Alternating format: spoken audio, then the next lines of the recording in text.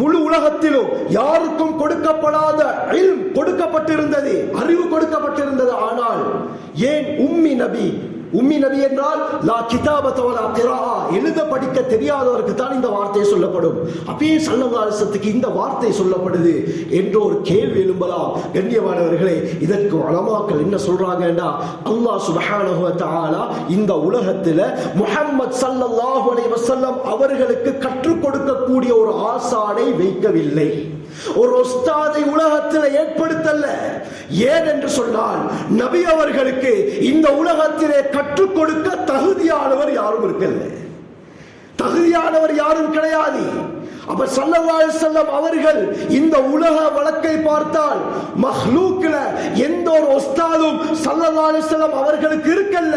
அதனால தான் அந்நபியுல் உம்மி என்று சொல்லப்படும். ஆனால் இல்மில் பூர்த்தியானவர்கள் என்றால் நபி அவர்களுக்கு கற்றுக் கொடுத்தது யார்?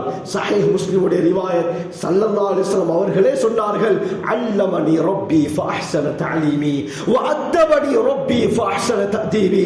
சொன்னார்கள், அல்லாஹ் எனக்கு கற்றுக் கொடுத்தார், மிக சிறந்த முறையில் அல்லாஹ் தான் எனக்கு கற்றுக் கொடுத்தார், எனக்கு சிறந்த ஒழுக்கத்தை கற்றுக் கொடுத்தது அல்லாஹ். இந்த உலகத்திலே நபி அவர்களுக்கு யாருமே எந்த ஒரு விடயத்தையும் கற்றுக் கொடுக்கல.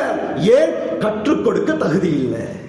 இதனால் தான் கண்ணியமானவர்களே, அல்லாஹ் கற்றுக் கொடுத்தனால தான் இந்த அளவுக்கு அறிவு கொடுக்கப்பட்டார்கள் ஸல்லல்லாஹு அலைஹி வஸல்லம். அறிவில் பூர்த்தியானவர்கள் முஹம்மது ஸல்லல்லாஹு அலைஹி வஸல்லம்.